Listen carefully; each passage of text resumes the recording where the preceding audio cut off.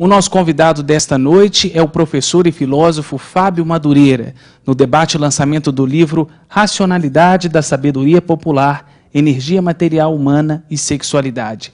O Sempre um Papo é gravado em Belo Horizonte e transmitido para todo o país através da TV Câmara.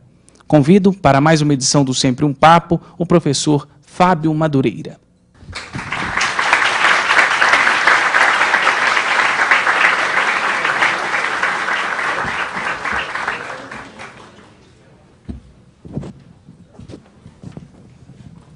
Fábio Madureira vem conversar conosco hoje sobre o seu primeiro livro, Racionalidade da Sabedoria Popular, Energia Material Humana e Sexualidade.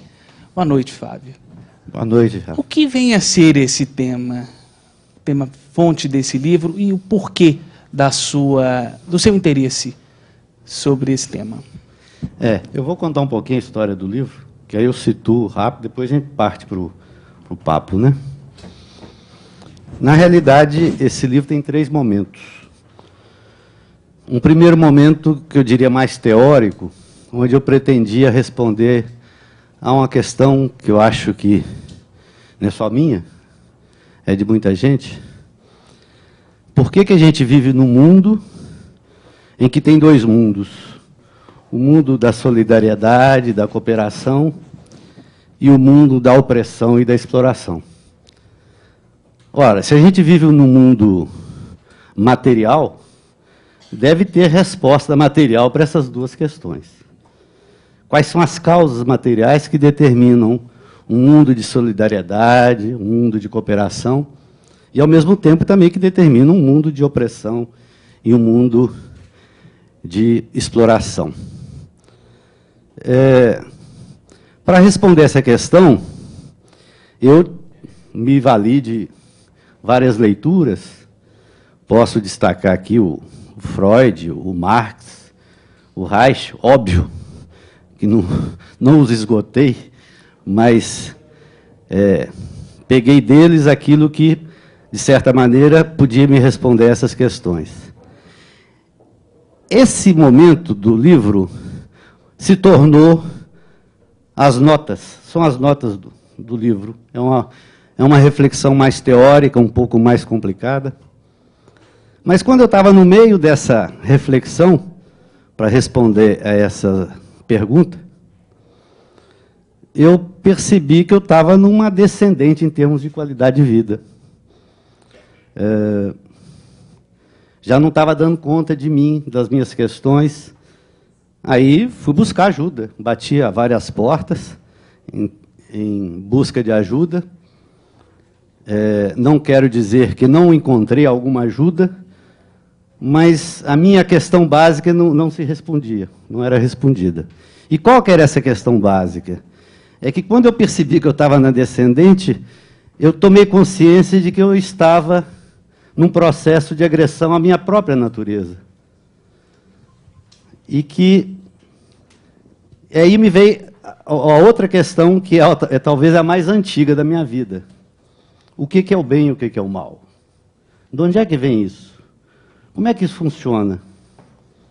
Por que eu, que sempre quis ser bom, estava sendo mal comigo mesmo?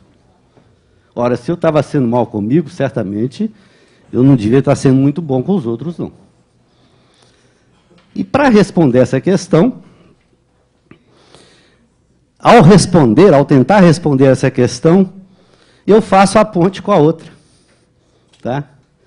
A resposta que eu chego é que, exatamente, eu não estava sendo capaz de lidar com a dimensão da realidade material, que é a energia. Ninguém hoje nega que a matéria é uma relação entre massa e energia. E que essa dimensão da energia que está na matéria, eu não estava sabendo lidar com ela. Portanto, eu não estava sendo sujeito do meu processo. Eu estava sendo muito mais objeto do meio, objeto do ambiente, objeto de um saber que não estava sendo instrumental na minha busca, na minha construção. E aí, então, eu achei que eu tinha achado o ovo de Colombo, né? Essa tal da energia material humana, como é o subtítulo do livro.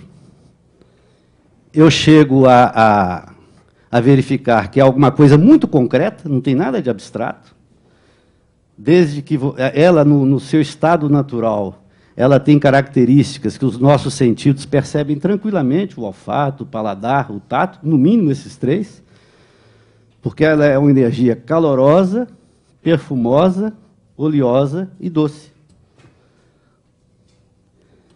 Só que, na medida em que a gente,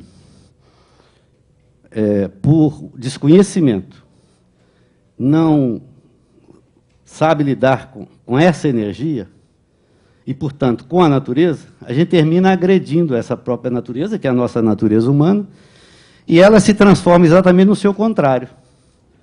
Ela se torna fétida, frígida, seca e salamarga, que é a tal da energia material humana negativa. E mais, além de eu verificar que essa dimensão da matéria, que é a energia, ela é ambivalente, eu verifico também que ela é falaciosa, ela é enganosa. Ela é um frio que tem uma aparência de quente, é um falso calor. E mais ainda, que ela é, como eu diria, ela vai de um extremo ao outro, ela não tem equilíbrio. Ela vai da insensibilidade, da hipersensibilidade à insensibilidade e vice-versa. Aí eu falei assim, então o lance, a coisa está por aqui, agora é saber, eu aprender a lidar com isso. Mas, de toda maneira, para mim, eu tinha conseguido chegar a um bom termo em termos daquilo que eu buscava, que era a resposta a essa questão. Qual é a origem do mal? Então, o mal está na agressão à natureza, né? E como é que isso funciona? Minimamente, para mim, já estava respondida a questão. Para mim, era questão apenas de oportunidade para publicar um livro que, para todos os efeitos, para mim já estava pronto. Nesse meio tempo, eu sou convidado a fazer uma palestra sobre o controle social da classe política. E, ao refletir sobre essa questão, você falar de controle social da classe política numa sociedade democrática, você pensa logo em povo. Quer dizer, como é que o povo controla a sua classe dirigente, ou suas classes dirigentes. E para você verificar até que ponto o povo tem o controle sobre as classes dirigentes, você tem que verificar e pesquisar que instrumental tem esse povo para fazer esse controle. E um dos principais instrumentos de controle é o conhecimento, é o saber. Aí eu tive que pensar, então, eu vou ter que fazer uma análise da linguagem popular. Mas, para isso, eu tenho a felicidade de ter nascido no Cerro, Vale de Jequitinhonha, interiorzão de Minas, e num momento em que a infância era algo muito solto, muito livre, sapato era artigo de luxo. Mas isso é comum, praticamente, a todas as crianças daquele momento. Não é uma especificidade da minha história. Talvez o mais específico na minha história, e que me ajudou muito nessa questão da linguagem popular, é que meu pai tinha venda, armazém, e desde cedinho eu já o ajudava lá na lida do armazém, da venda, armazém aqui. E a grande parte da freguesia dele, se não a maior parte, era composta de pequenos sitiantes que vinham ao cerro, eles moravam ali na redondeza do cerro, e vinham ao cerro para vender o produto do seu trabalho, a verdura, a fruta, a rapadura, a farinha, tudo artesanal. E eu adquiri uma proximidade muito grande com esse pessoal, inclusive até intimidade. Então, eu tive o privilégio de conhecer, in natura, praticamente, o que eu diria que era a nata da sabedoria popular. Então, a questão toda era remexer na minha memória, levantar as expressões, as práticas, os hábitos, os valores que ficaram na minha memória e analisar isso. Esse, então, era o objetivo para eu fazer aquela palestra. No que eu vou fazer essa análise do discurso, da linguagem da sabedoria popular, já com essa noção e esse conceito de energia material humana, eu vi ali assim, gente, esse povo já sabia de tudo, eu não descobri nada. Tudo o que eu achei que eu tinha descoberto a partir de uma pesquisa teórico-vivencial estava lá presente no linguajar deles, no linguajar, nos hábitos, nos valores. Isso me trouxe duas felicidades. Primeiro, que confirmavam a tese que sempre eu, não digo que eu defendi, mas sempre eu gostaria de ter defendido, que não existe produção individual. Toda produção é coletiva. O máximo que um autor faz é expressar a produção que foi feita pelo coletivo, por um autor coletivo. No máximo que a gente é porta-voz de alguma coisa que já foi produzida. E uma outra felicidade é que aquilo que até então para mim era apenas teórico, por uma pesquisa teórico-vivencial, a referência vivencial era muito eu, tinha guarida numa cultura que vem sendo decantada e aperfeiçoada há séculos, que é a sabedoria popular. Mas agora eu acho que eu devo a todo mundo um gancho. Por que a sabedoria... O que tem a ver a energia material humana com a sabedoria popular? Eu vou pegar dois termos que eu acho que são emblemáticos na sabedoria popular. O primeiro é o aguado. Para esse pessoal, para os representantes da sabedoria popular, eu estou de costas aqui para todo mundo. Essa questão do aguado era alguma coisa quase que sagrada, sabe? O que é uma criança aguada? É uma criança cujo desejo, de alguma forma, foi ignorantemente reprimido. E aí vem um traço que eu considero ser dos principais da sabedoria popular, que é o respeito à natureza. Hoje a gente fala muito em ecologia. O sábio da sabedoria popular sempre foi ecológico, e mais do que ecológico, ele era egológico. Porque, antes de tudo, ele se sabia natureza, e sabia que, antes de tudo, ele tinha que respeitar a sua própria natureza para ter algum grau de felicidade na vida. E é óbvio que, em respeitando sua própria natureza, via de consequência, ele respeitava a natureza ambiente, que é o que a gente não está vendo aí hoje, né? Nós estamos à beira de prenúncios, de catástrofes e até da falência do planeta. Porque, exatamente, o saber dominante, esse que foi se tornando hegemônico e que foi comendo a sabedoria popular pelas beiradas, se não na sua essência, ele é todo baseado num processo de agressão à natureza. Tudo bem. E o que tem a ver desejo com respeito à natureza? É que o desejo é a expressão dos dois instintos básicos nossos, que é a sobrevivência e preservação da espécie. Né? Esses dois instintos se expressam em nós pelo desejo.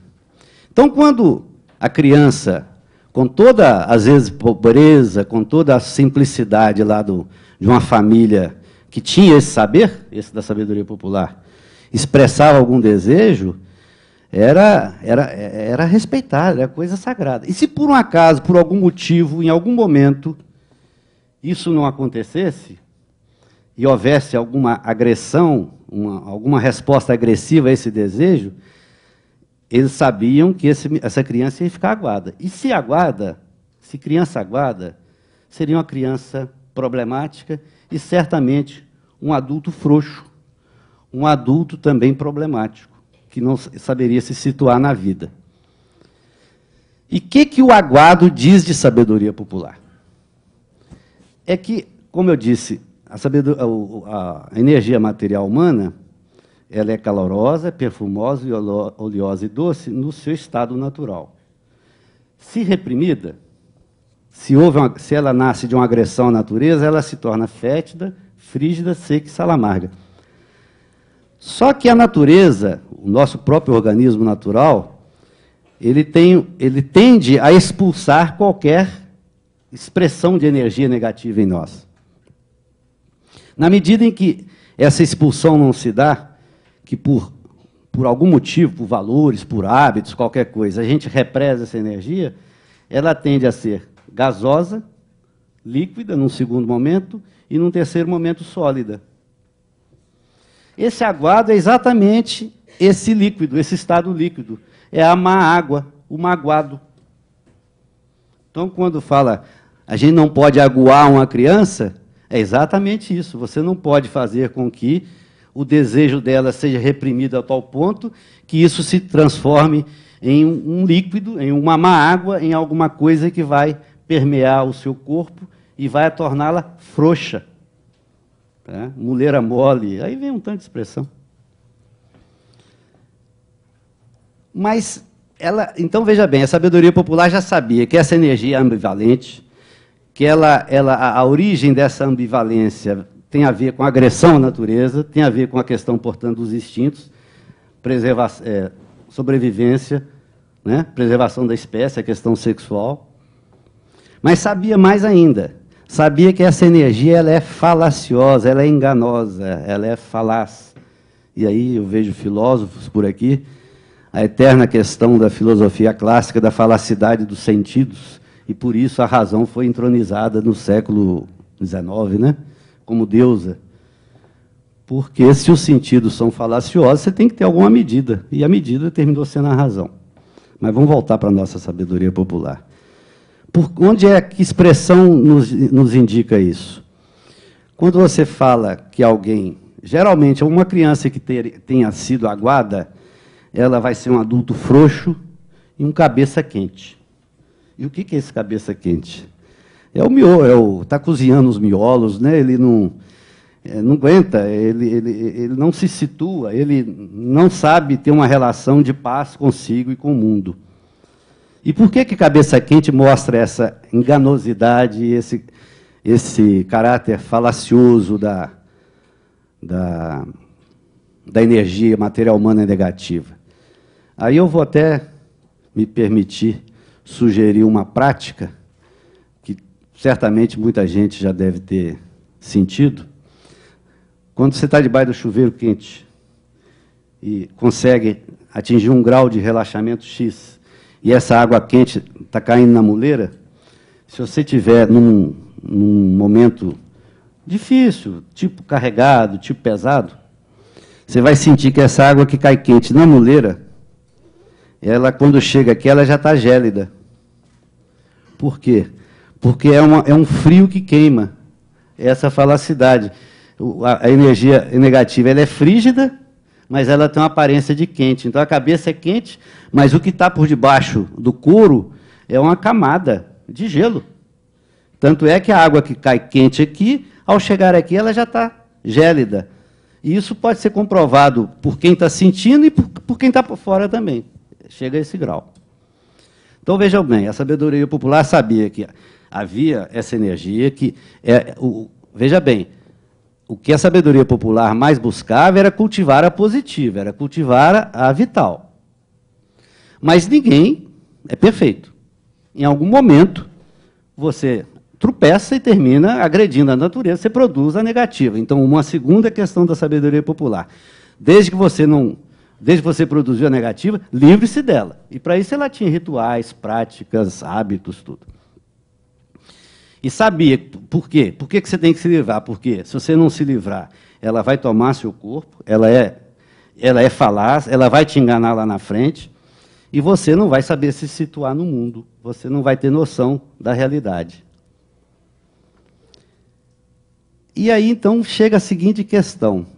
Se nós hoje estamos tendo uma relação de ocultamento dessa realidade, não estaria por aí a explicação dessa confusão que hoje se tem entre prazer e alívio?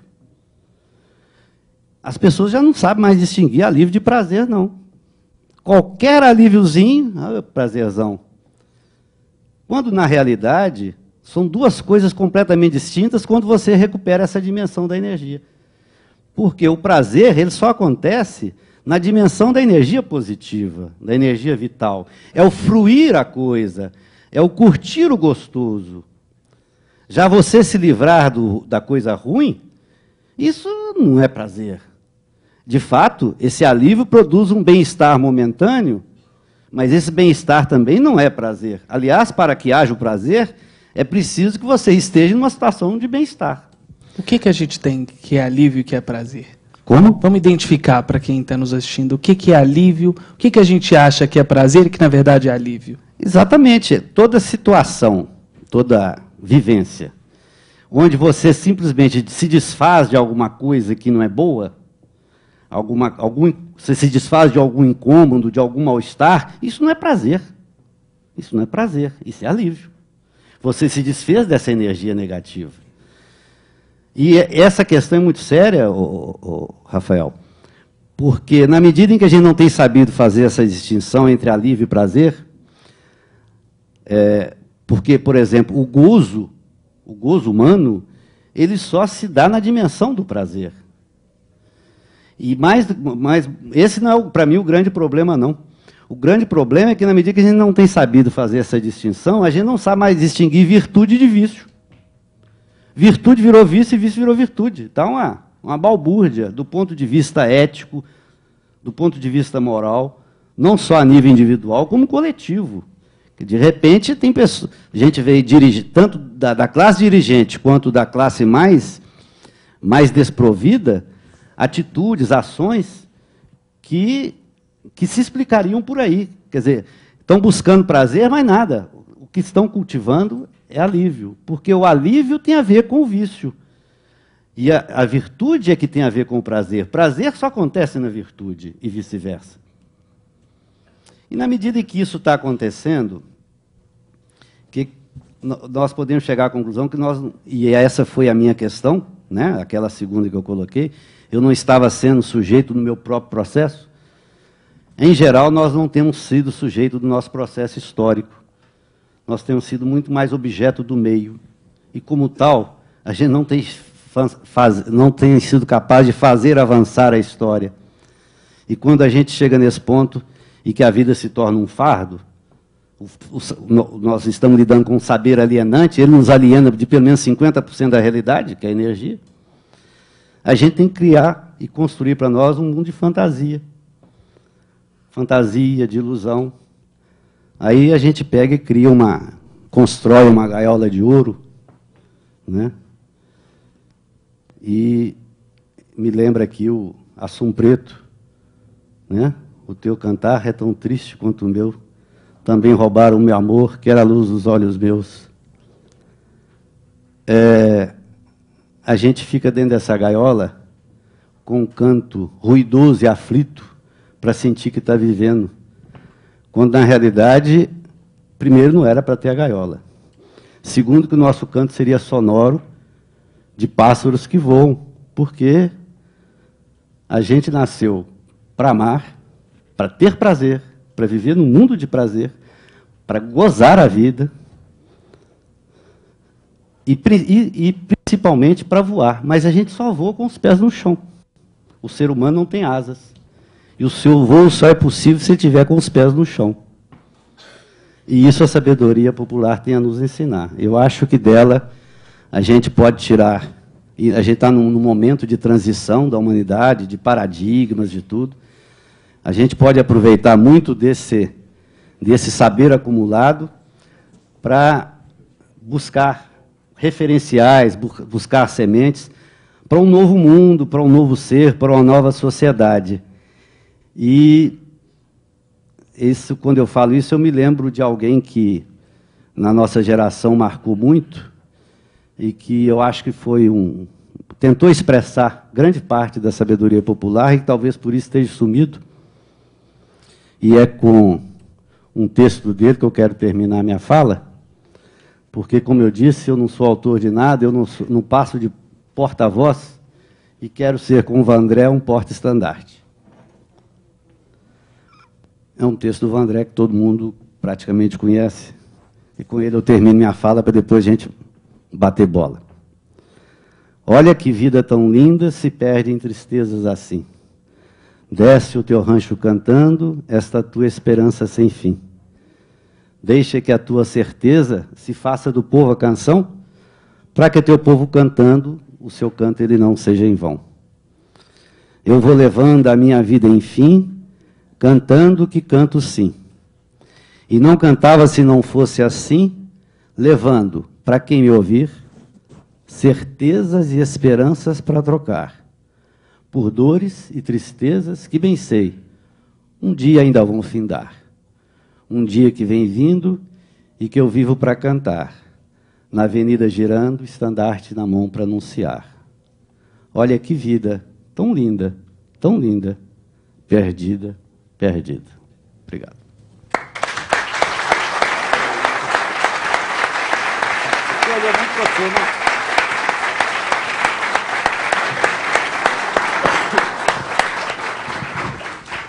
Fábio, o seu livro está todo permeado nessa questão do alívio e prazer.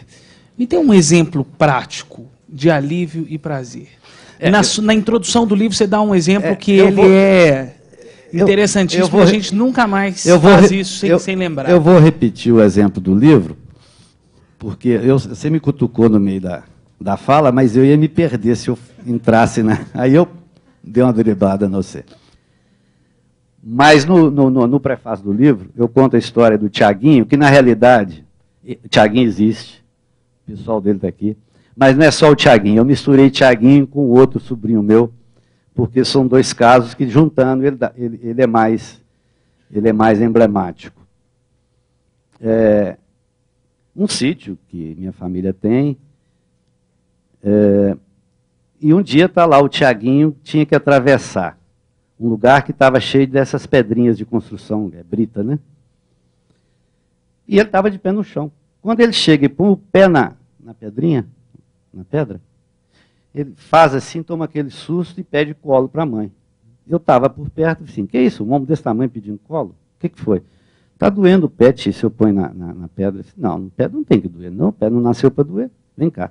Ele já conhecia um pouco, eu faço um tal de aterramento, não tem nada a ver com bezeção, porque na medida que eu fui buscando, tem gente aqui que não posso citar também, mas na medida em que eu fui buscando essa coisa, e eu, como eu falei, essa energia é muito concreta, quem digamos, avança nesse processo, você põe a mão, você sente o que está ali, tem um calor que é aconchegante, tem um calor que ele é repelente.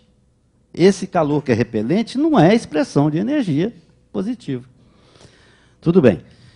O pé, os nossos pés são a nossa descarga. Eu brinco muito que a natureza é muito perfeita. Por que ela deu casco para o burro, para o boi, para o veado, para o elefante, e não deu casco para a gente? Deve ter algum motivo.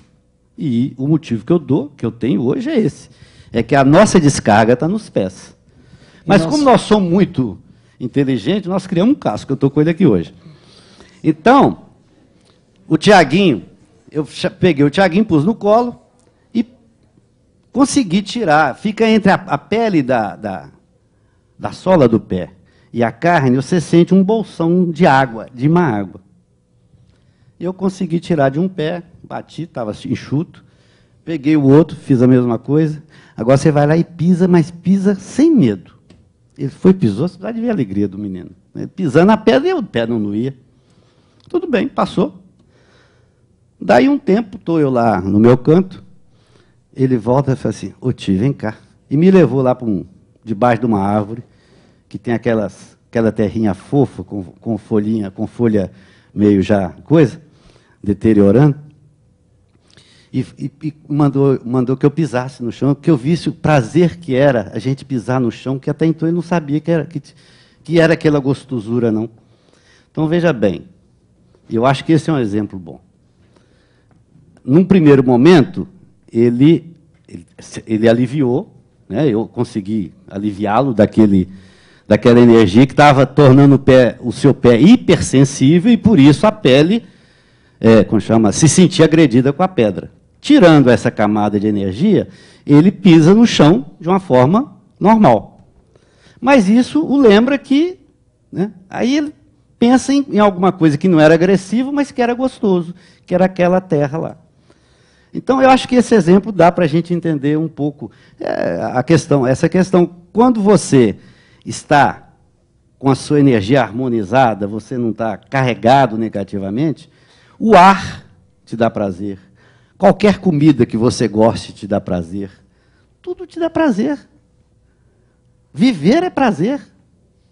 Agora, na medida em que você não tem sabido, e nós não temos sabido, os nossos hábitos hoje são todos no sentido de conviver, armazenar e incorporar essa dimensão da energia.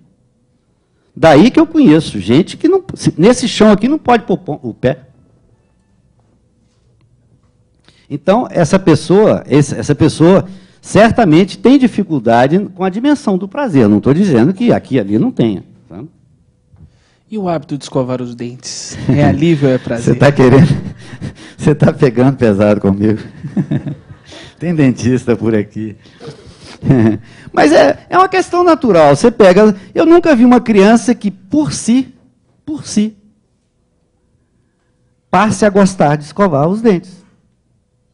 É criado toda uma ambiência, todo um processo argumentativo, é o bichinho do dente, é o mau cheiro, tal. Quando tudo isso é essa tal da energia negativa. Se ele aprendesse desde pequenininho a se livrar, não incorporar e se livrar dela, olha, você vai, não precisa da gente ir longe, não. Todo mundo se lembra aí dos filmes e das novelas, quando estavam chegando os navios negreiros aqui, o senhor de engenho lá e abrindo a boca do escravo para ver se ele estava com todos os dentes e dentes bons, porque aquilo significava saúde. E não me consta que naquele momento eles usavam tal pasta dental com tal escova. Não estou dizendo que eles não tivessem sua forma de higienização. Né? É claro, chega no momento, então tem um outro exemplo do livro, que é isso que você está querendo que eu conte, que exatamente lá na ONG, um grupo, a gente discutindo essa questão da alívio do prazer, e eu dei o exemplo da escovação de dente, a dona lá virou e falou assim, pois para mim dá muito prazer escovar os dentes. Eu disse, então me cite uma situação. Assim, quando eu estou com o dente grosso, eu pego o escovo e fico com ele. Sim, pois é, mas você não teve prazer, você teve alívio. Você se livrou de um mal-estar que você estava tendo na boca. Certamente resultado dessa energia material negativa. Gente, quem quiser fazer perguntas, tem o microfone que vai rodar. Então, só levantar a mão que a Renata leva o microfone até vocês. Vamos aí, o primeiro... boa noite, eu sou o Mauro e eu vi o tema dessa palestra e me interessou muito, porque eu tenho um pouco de dúvida a respeito da espiritualidade com essa forma de prazer também. Porque as religiões sempre, elas sempre limitam essa coisa do prazer, né? E como você falou, o prazer para todos. Eu queria que você falasse mais a questão do prazer, se a gente realmente vê aqui o prazer, ou por que esse limite, essa... Mauro, né? Mauro. Mauro, eu acho que é uma questão, eu diria, de quase todas as religiões, pelo menos que eu conheço, e nasce dessa confusão entre prazer e alívio. Porque, na realidade, nós fomos feitos para o prazer, mais do que para o prazer, nós somos feitos para o gozo. A vida é isso. Né? Agora, o homem, na sua trajetória, e isso aqui eu não estou dando juízo de valor, eu acho que tinha que ter acontecido, tá? Ele, na medida em que ele foi buscar um domínio da natureza e da sua própria natureza, ele tem tropeçado, ele tem dado tem batido com a cabeça na parede. Mas eu acho que nós já chegamos a um ponto de conhecimento acumulado que nos permite fazer essa distinção entre alívio e prazer. Porque eu falo que na sabedoria popular havia essa distinção, mas eu não estou aqui de maneira nenhuma querendo, endeusar a sabedoria popular, não. Eu acho que ela tem sim, uma grande serventia para que a gente possa construir um novo mundo, um novo paradigma. Mas, por exemplo, uma das questões da sabedoria popular é que ela não tinha consciência de si própria. Daí que ela está sendo destruída e dizimada pelo saber dominante. Tá? Ela tinha muito mais noção, por exemplo, a questão da energia material humana. Era uma noção que ela tinha, não era conceito. Tá? Essa também, noção de alívio e de prazer, não era conceito. Vou te dar um exemplo, que esses dias eu falei por aí em algum lugar, de uma velhinha, 107 anos, vó Juvelina, mora lá no meu bairro, é benzedeira, e eu estou briquitando com ela há uns 5 anos para que ela ponha o pé no chão. Quer dizer, conseguiram fazer a cabeça de vó Juvelina de que pôr o pé no chão faz mal. E ela tem pagado um preço por isso, porque, como eu disse, é descarga. Na medida em que ela não tem descarregado, ela tem tido problema. Finalmente, eu acho que eu consegui convencê-la. Mas eu estou querendo com isso de dizer que, na questão das religiões, eu acho que essa é a questão. Eu já vi padres, pastores, às vezes falando contra o prazer. Mas eu quero ler que esteja falando contra o alívio. Porque sim, alívio, sim. Na dimensão do alívio, você só tem vício. Tá? Na medida que você cultiva essa dimensão. Não estou dizendo que aqui e ali a gente tem que se aliviar, mesmo porque a gente recebe, a gente às vezes produz sem querer, mas você tem que se livrar dessas cargas negativas. Mas o prazer é o cultivo da energia positiva, da energia primitiva, natural. E isso aí, para mim, isso é Deus. Fábio, como você usou muito no seu livro questões relacionadas a Freud, Reich. Freud e Reich citam muito aquela relação de sujeito-objeto, sujeito, objeto nas relações. Essa questão da energia material humana negativa e energia material humana positiva, tem alguma coisa a ver com isso? Tranquilamente. Eu acho que eu falei aqui en passant, mas exatamente, na medida em que a gente não tem tido a consciência dessa dimensão da matéria, que é a energia, né? E muito menos do seu caráter ambivalente e do caráter falacioso da energia negativa, material negativa, a gente tem se tornado objeto dela, e é o que eu senti na minha busca. De repente eu achava que eu estava buscando alguma coisa, e de fato eu estava buscando, mas objetivamente eu estava construindo outra. Então a gente é muito mais objeto do meio, se torna muito mais objeto do meio, muito mais objeto do que planejaram para nós, tá? Do que sujeito de nossa própria história. E se a gente não é capaz de ser sujeito de nossa própria história, dificilmente a gente vai poder contribuir com a construção de uma nova história, né? E o pensamento? Eu estava me lembrando aqui daquele filme, tem o livro O Segredo. Tem alguma coisa a ver? Segredo? Pior que tem gente que vai bater em mim. Mas eu diria que essa consciência da energia material humana é o segredo do segredo. Porque eu acho que o segredo, ele traz... Eu não vi o filme, eu vi aquela PowerPoint que mandam para a gente via e-mail. Mas eu acho que ali está essencial. Mas não só o segredo, você pega outros filmes, como chama? Quem Somos Nós, o próprio Ponto de Mutação. Essa questão, afinal de contas, tem a ver com energia quântica, né? Essa questão de recuperar a dimensão da energia, isso a gente vê aqui e ali, sabe? Mas o que eu vejo na questão do segredo é que eles ficam muito nessa dimensão de uma energia que já foi elaborada. Porque eu diria que a energia material humana é a matéria-prima, é a matéria bruta. Você a elabora através do seu sistema afetivo, do seu sistema intelectivo, do seu sistema orgânico, do seu sistema espiritual. Então, por exemplo, quando ele coloca lá a questão, se eu estou cultivando diuturnamente a energia material negativa, que em última instância é o medo, eu acho que ligar a gente vai se ligar com alguma divindade chamada amor. Tal como, dificilmente, eu vou ser sujeito de amor, se eu cultivo diuturnamente a energia negativa.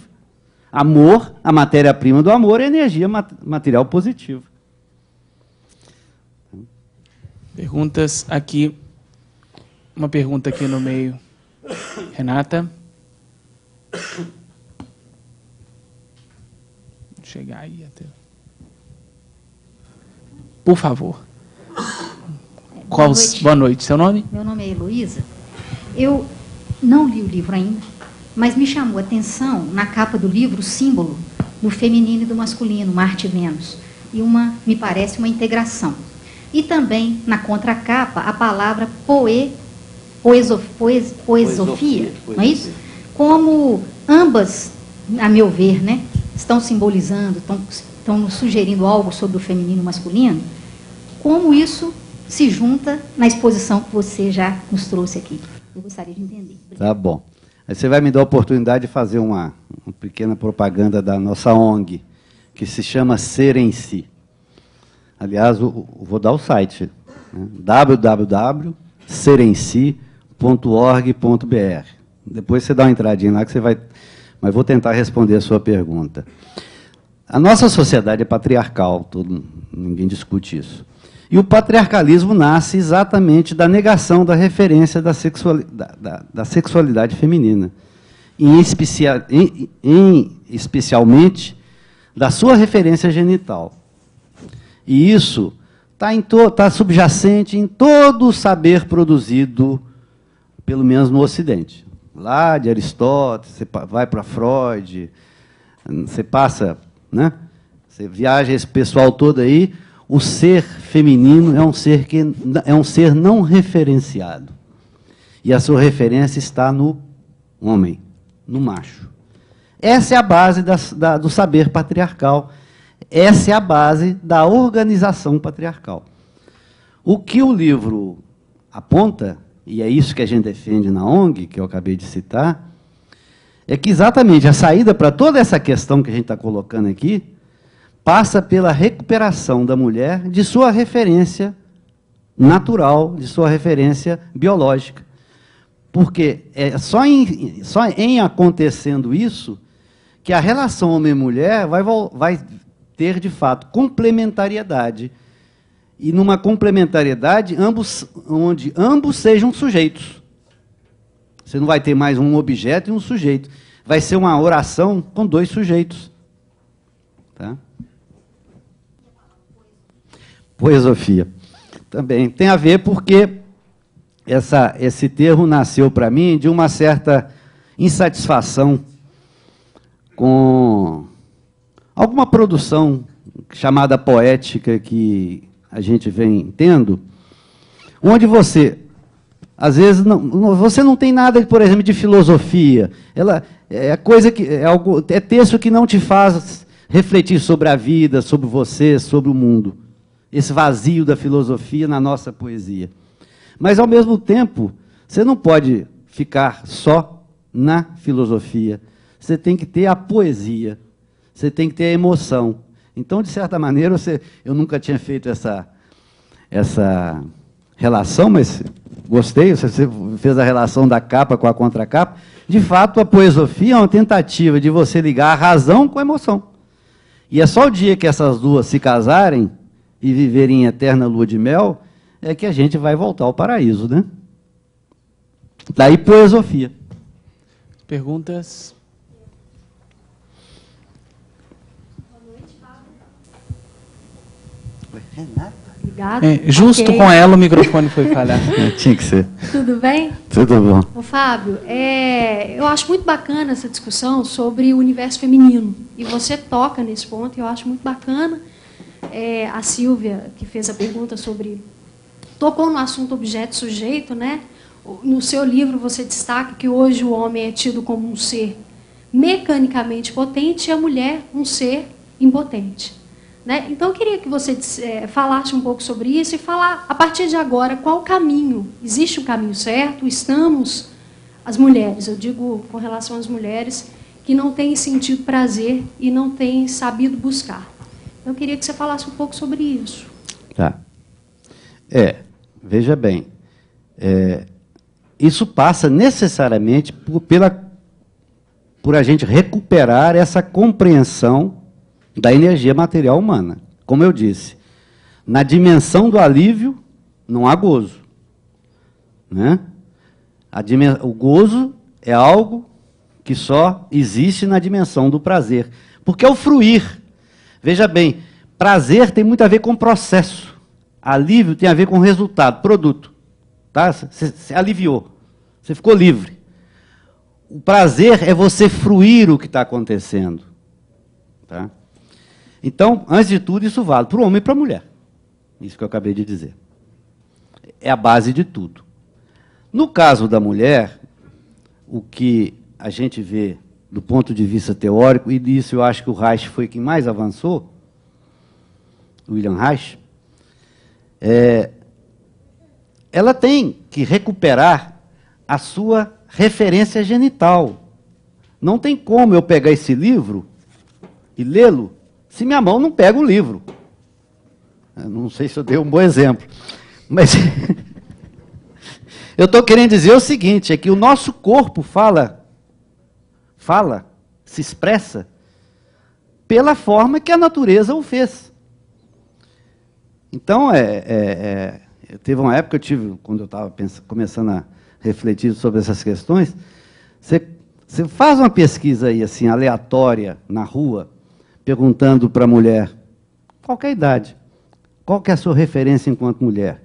Tem umas que é o mamar, tem outras que é o olhar, sabe? Vai por aí afora, como se a mulher fosse um ser assexuado. E aí vem essa questão que você falou do feminino, indo um pouco mais adiante, é que uma crítica que eu faço ao movimento feminista, que teve suas vantagens, avançou, né, a mulher em muita coisa, e ajudou muito também o capitalismo, mas, do ponto de vista da evolução feminina, eu acho que deixou muito a desejar. Tanto é que elegeram o clitóris como sendo a referência da mulher. E se assim for, onde está a tal da complementariedade macho e fêmea? Existe, inclusive, um trabalho de alguém muito importante fazendo uma defesa com argumentos paleontológicos para provar isso, né? Então, o que a gente adota, em termos de visão de mundo, e muito baseado no Reich, é que a mulher tem, sim, sua referência concreta, genital, e é nesse rumo que ela tem que ir.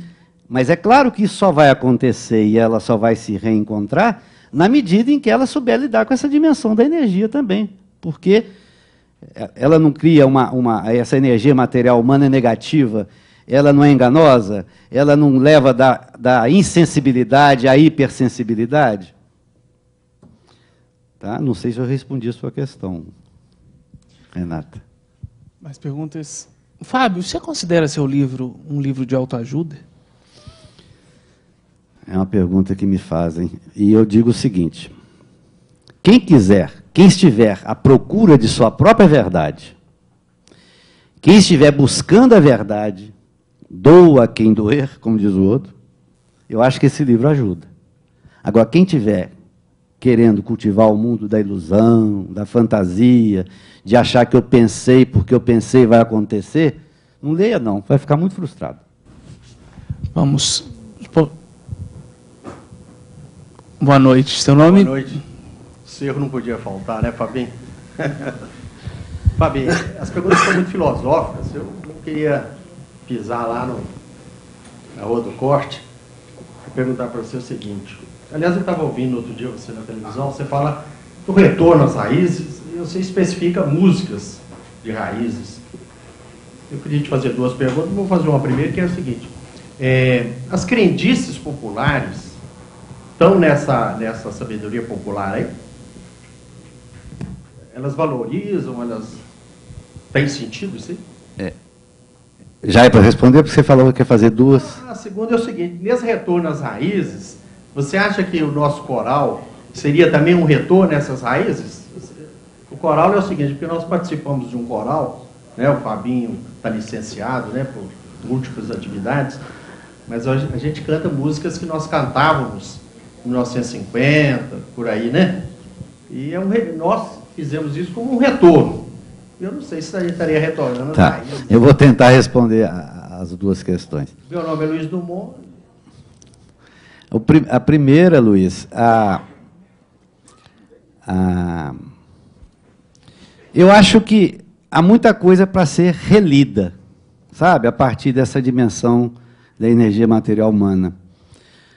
Uma coisa que eu tenho convicção, e está até no site da ONG, um projeto que a gente está iniciando, está muito no iniciozinho, aliás, a ONG está toda no início, e aliás está tudo no início, que é o projeto das benzedeiras.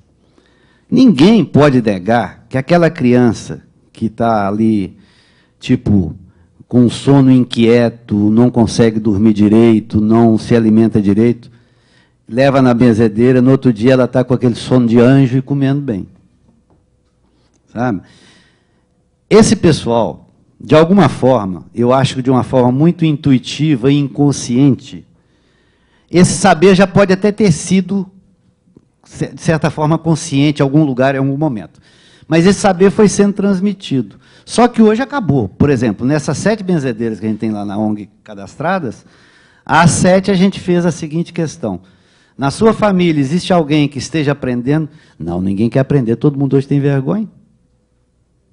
Então, eu dei o exemplo de benzedeira, que para muitos eu já vi como crendice. Eu acho que existem outras crendices que devam ser reavaliadas, reanalisadas, relidas a partir dessa dimensão. Sabe? Não sei se respondi a sua questão. Essa primeira. Com relação ao coral, é bom que a gente faz um... O coral chama-se Crescer, eu participei, eu considero que eu participo ainda, apesar de licenciado, mas eu acho que são outro tipo de raízes. São as raízes da Igreja Católica. Né? A gente buscar remontar aos cantos mais tradicionais. Tal. Quando eu falo de música raiz, no nosso caso aqui da sabedoria popular, são principalmente aquelas músicas produzidas coletivamente, e geralmente você nem sabe o autor delas, o tal do autor desconhecido. Não quero com isso dizer que hoje você não tenha produções, até individuais, que expressem essa sabedoria. Aliás, na ONG nós temos um projeto também, tudo projeto, que a gente quer implementar, que se chama Tocando Raízes, que é exatamente, é um momento da gente curtir músicas que expressem essa sabedoria e nos ajude, inclusive, a entendê-la também. Fábio, qual que é a relação da energia material humana com o meio ambiente? A gente está agora a moda agora é o aquecimento global, é pensar no aquecimento global. Tem alguma relação entre uma coisa e outra? Eu acho que sim, porque aquilo que eu tentei, eu acho que também falei rápido, na medida em que ela resulta, no caso a energia material negativa, ela resulta de uma agressão à natureza, ora, se eu me dou ao direito de agredir a minha própria natureza, por que eu não vou agredir um rio, um peixe, o ar, a árvore, ou até mesmo meu semelhante? Pois se eu me agrido, eu acho que isso está, inclusive, calçando todo esse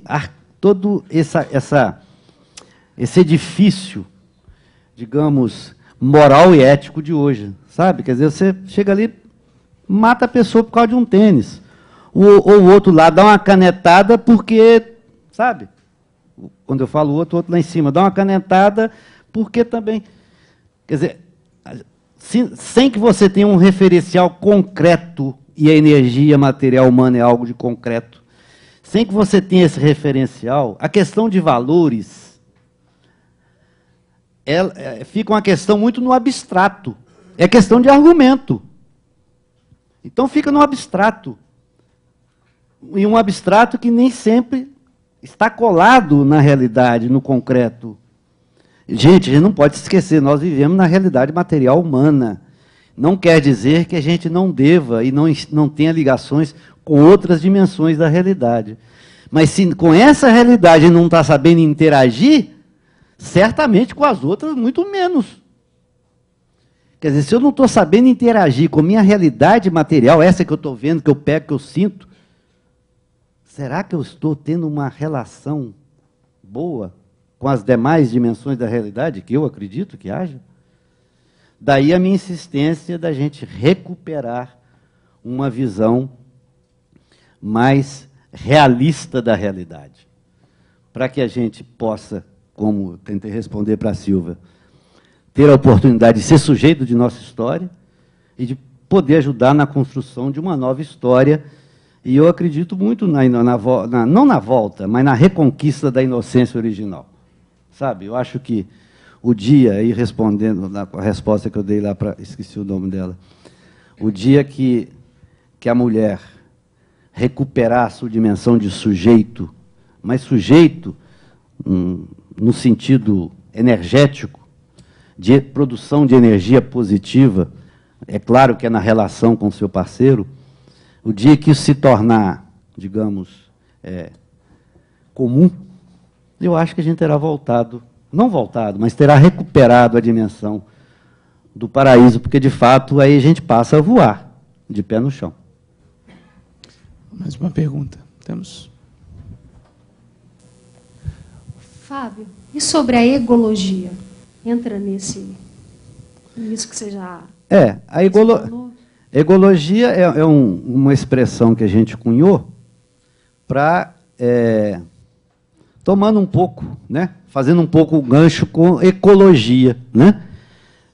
A questão ecológica começou há uns 30, 40 anos atrás.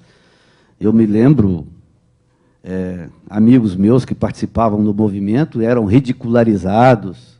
Era uma questão... Ser ecólogo naquele momento era alguma coisa marginal. Aliás, existe um livro, até de um autor que eu cito aqui, mas o livro não cito, não. Um cara que eu considero bastante bom, inteligente, mas naquele momento ele lançou o Manifesto Anti-Ecológico. Isso há uns 20 e poucos anos atrás, Manifesto Anti-Ecológico. Então, na medida em que esse movimento já não é mais movimento, as grandes empresas já incorporaram essa questão, os governos já incorporaram, claro, sempre tem um bucho na vida para atrapalhar um pouco. Mas é óbvio que a gente tem que ficar atento, né? Eu acho que o movimento não pode, como chama, deixar de ficar atento. Mas acho que a questão não passa por aí. Passa por aí também, mas não é por aí. A causa não está aí.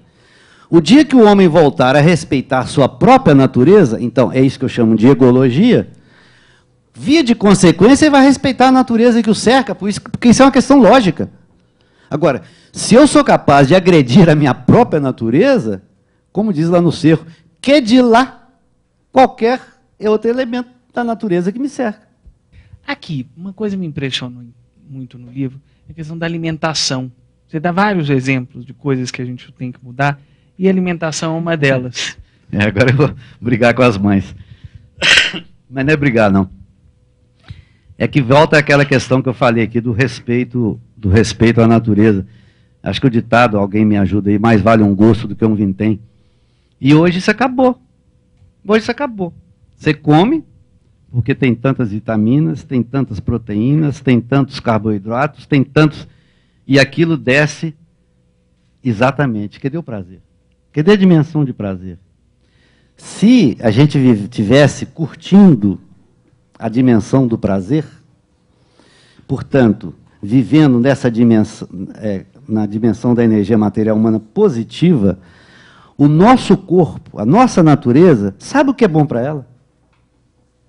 Sabe? Não estou querendo com isso eliminar todo o saber produzido e acumulado pelo ser humano, não. Mas nós chegamos ao contrário. Você tem hoje aí sociedades inteiras, a gente pode citar a americana, por exemplo, onde praticamente metade da população vive sob dieta.